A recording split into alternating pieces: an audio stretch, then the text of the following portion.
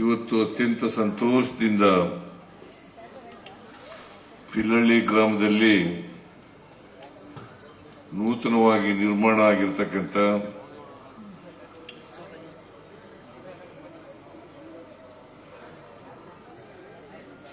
ಶ್ರೀ ದಂಡಿ ಮಾರಮ್ಮ ದೇವಾಲಯದ ಉದ್ಘಾಟನೆಯನ್ನ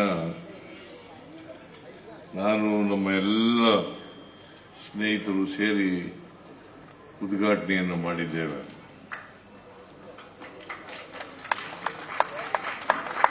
ಈ ಕಾರ್ಯಕ್ರಮಕ್ಕೆ ಬರಲೇಬೇಕು ಅಂತೇಳಿ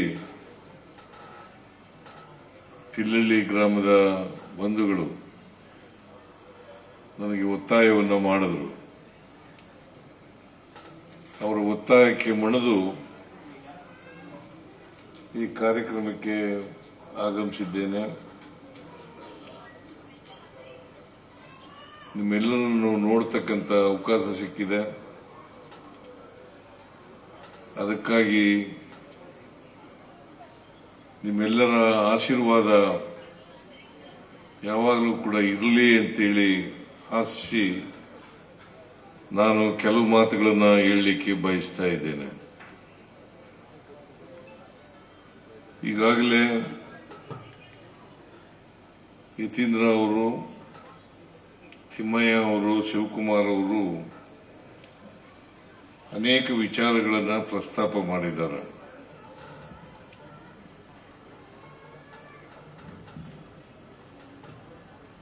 ದೇವರು ಇದ್ದಾನೆ, ದೇವತೆ ಇದ್ದಾರೆ, ಆದರೆ ಎಲ್ಲ ಕಡೆನೂ ಇರ್ತಾರೆ ಅಂತಕ್ಕಂಥದನ್ನ ತಾವು ಅರ್ಥ ಮಾಡ್ಕೊಂಡಿದ್ದೀರಿ ಅಂತಕ್ಕಂಥದ್ದು ನನ್ನ ಭಾವನೆ.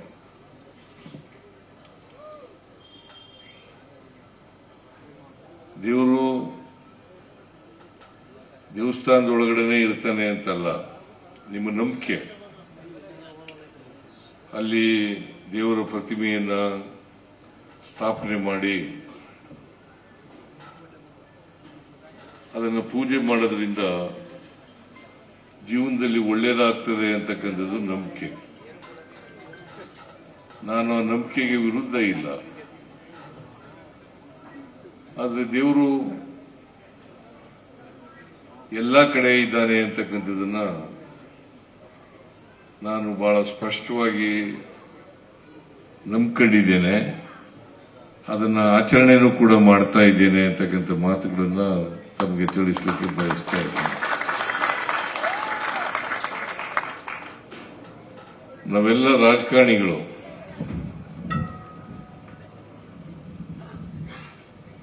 ನಾನು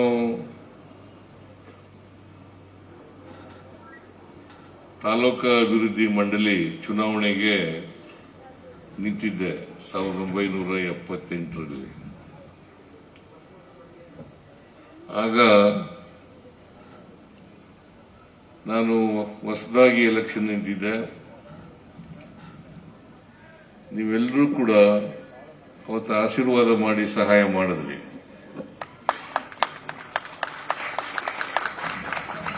ಹಾಗಾಗಿ ತಾಲೂಕಾ ಬೋರ್ಡ್ ಮೆಂಬರ್ ಆದೆ. ಅದರ ಮುಂದಿನ ವಿಧಾನಸಭಾ ಚುನಾವಣೆಯಲ್ಲಿ ಚಾಮುಂಡೇಶ್ವರಿ ಕ್ಷೇತ್ರದಿಂದ ಸ್ಪರ್ಧೆ ಮಾಡಿದೆ. ಆಗ್ಲೂ 83ರಲ್ಲಿ ನೀವೆಲ್ಲರೂ ಕೂಡ ಸಹಾಯ ಮಾಡಿದ್ರಿ. ಹಾಗಾಗಿ ನಾನು ಮೈಸೂರು ತಾಲೂಕಿನ ಜನರನ್ನ ಮರೀಲಿಕ್ಕೆ ಸಾಧ್ಯನೇ ಇಲ್ಲ ಅಂತಕ್ಕಂಥ ಮಾತುಗಳನ್ನು ಹೇಳಲಿಕ್ಕೆ ಬಯಸ್ತಾ ಇದ್ದೇನೆ. ಇವತ್ತು ಮೈಸೂರು ತಾಲೂಕಿನ ಜನರು ಆಶೀರ್ವಾದ ಮಾಡೋದ್ರಿಂದ, ನನ್ನನ್ನ ಶಾಸಕನನ್ನಾಗಿ ಮಾಡೋದ್ರಿಂದ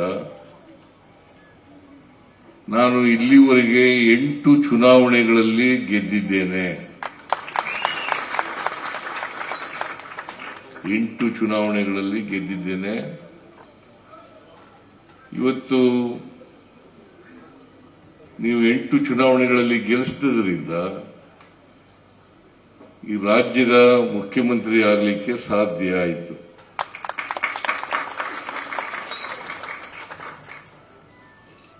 ನಾನು ಮುಖ್ಯಮಂತ್ರಿ ಆಗ್ಬೇಕಾದ್ರೆ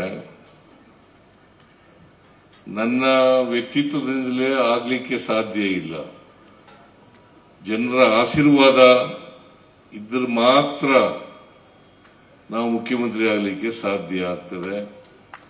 ಹಾಗಾಗಿ ನಿಮ್ಮೆಲ್ಲರ ಆಶೀರ್ವಾದ ಇರೋದ್ರಿಂದಲೇ ಮೈಸೂರು ತಾಲೂಕಿನ ಜನರು, ವರ್ಣಾ ಕ್ಷೇತ್ರದ ಜನರು ಆಶೀರ್ವಾದ ಮಾಡೋದ್ರಿಂದಲೇ ನಾನು ಇವತ್ತು ಮುಖ್ಯಮಂತ್ರಿ ಆಗಲಿಕ್ಕೆ ಸಾಧ್ಯ ಆಗಿದೆ. ಅದರಿಂದ ಚಾಮುಂಡೇಶ್ವರಿ ಕ್ಷೇತ್ರದ ಜನರಿಗೆ ಮತ್ತು ವರ್ಣಾ ಕ್ಷೇತ್ರದ ಜನರಿಗೆ ನಾನು ಯಾವಾಗಲೂ ಕೂಡ ಕೃತಜ್ಞತೆ ಭಾವದಿಂದ ಇರ್ತೇನೆ ಅಂತಕ್ಕಂಥ ಮಾತುಗಳನ್ನು ಈ ಸಂದರ್ಭದಲ್ಲಿ ಹೇಳಲಿಕ್ಕೆ ಬಯಸ್ತಾ ಇದ್ದೇನೆ. ಅದರಲ್ಲೂ ವಿಶೇಷವಾಗಿ ಪೆಲ್ಲಳ್ಳಿ ಜನ ನನ್ನನ್ನು ಯಾವತ್ತೂ ಕೈ ಬಿಟ್ಟಿಲ್ಲ.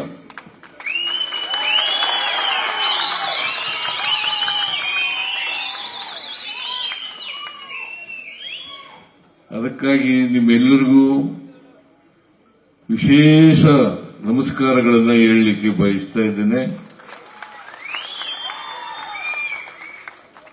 ಆ ಕಾರಣದಿಂದಲೇ ಇವತ್ತು ದೇವಸ್ಥಾನದ ಉದ್ಘಾಟನೆಗೆ ಬಂದಿರೋದು ಅಂತಕ್ಕಂಥ ಮಾತುಗಳನ್ನು ಕೂಡ ಹೇಳಲಿಕ್ಕೆ ಬಯಸ್ತಾ ಇದ್ದೇನೆ. ನಿಮ್ಮ ಸಂಬಂಧ ಇದೆಯಲ್ಲ, ಆ ಸಂಬಂಧ ನನ್ನನ್ನು ಇವತ್ತು ದೇವಸ್ಥಾನದ ಉದ್ಘಾಟನೆ ಮಾಡತಕ್ಕಂಥ ಕಾರ್ಯಕ್ರಮಕ್ಕೆ ಬರಲಿಕ್ಕೆ ಕಾರಣ ಆಯಿತು. ನೀವು ನಾನು ಓಟ್ ಕೇಳಕ್ ಬರಲಿ ಬರದೇ ಹೋಗಲಿ, ಏನೇ ನರಸಯ್ಯ,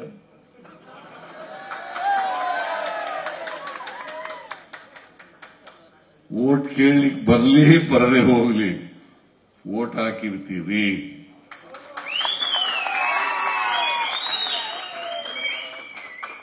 ಸಾವಿರದ 1978ರಿಂದ ಇವತ್ತಿನವರೆಗೂ ಕೂಡ ಓಟ್ ಹಾಕೊಂಡು ಬಂದಿದ್ದೀರಿ. ಮುಂದೇನೂ ಕೂಡ ನಿಮ್ಮ ಆಶೀರ್ವಾದ ಇದ್ದೇ ಇರ್ತದೆ ಅಂತಕ್ಕಂಥ ಮಾತುಗಳನ್ನ ಈ ಸಂದರ್ಭದಲ್ಲಿ ನಿರ್ಭೀತ, ನಿಷ್ಪಕ್ಷಪಾತ, ವಿಶ್ವಾಸಾರ್ಹ ಸುದ್ದಿಗಳಿಗೆ ಮತ್ತೊಂದು ಹೆಸರಾಗಿರುವಂತ ನ್ಯೂಸ್ 18 ಕನ್ನಡ ಈಗ ಆಪ್ನಲ್ಲೂ ಲಭ್ಯವಿದೆ. ದಯವಿಟ್ಟು ಇಲ್ಲಿರುವಂತ QR ಕೋಡ್ ಸ್ಕ್ಯಾನ್ ಮಾಡಿಕೊಂಡು ಆಪ್ ಡೌನ್ಲೋಡ್ ಮಾಡೋದಕ್ಕೆ ಮರಿಬೇಡಿ. ನಿಮ್ಮ ಬೆಂಬಲ ಹೀಗೆ ಸದಾ ನಮ್ಮೊಂದಿಗಿರಲಿ. ಧನ್ಯವಾದ.